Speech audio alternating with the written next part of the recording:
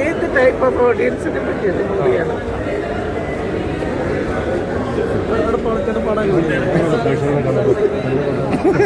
പടം കണ്ടിട്ട് അഭിപ്രായം പറഞ്ഞു. അടിപൊളി പടം, സൂപ്പർ സെറ്റാണ്. ഇഷ്ടപ്പെട്ട പടം? യെസ്. പടം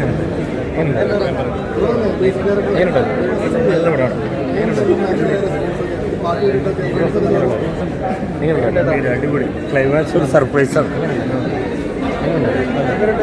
എങ്ങനെയുണ്ടായിരുന്നു? അതുപോലെ കലക്കി. സിനിമ ഉണ്ടോ? എങ്ങനെയുണ്ട് സിനിമ?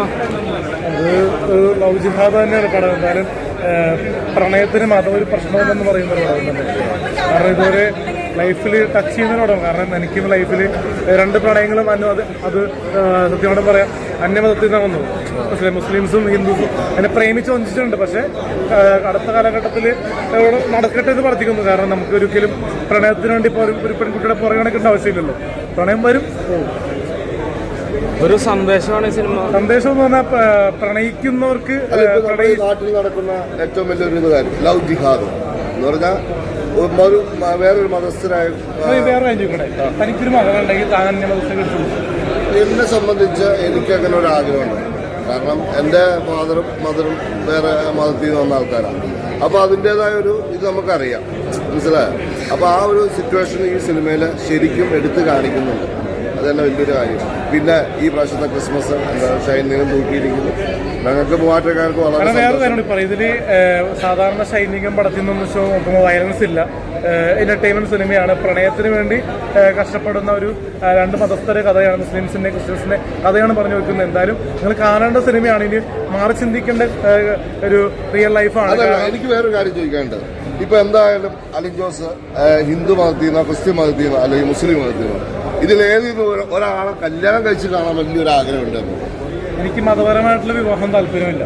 രജിസ്റ്റർ മാരേജ് ആണെങ്കിൽ കല്യാണം കഴിക്കാൻ പറ്റും. ഒരു കാര്യം മാത്രം പറയാണ്, ഞങ്ങളുടെ നാട്ടുകാരാണ് അബീക്കയുടെ മോൻ.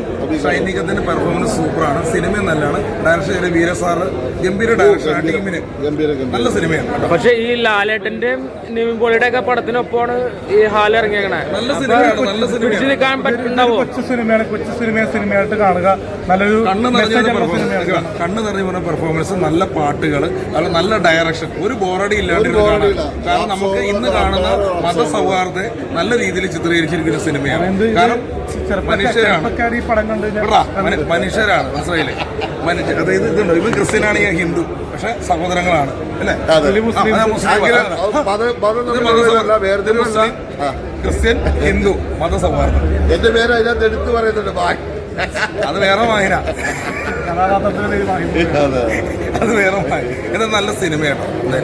ഒരുപാട് കൊള്ളാം. ഈ പ്രാവശ്യത്തെ ക്രിസ്മസ് നോക്കിയിരിക്കുന്നു. Happy Christmas and happy new year.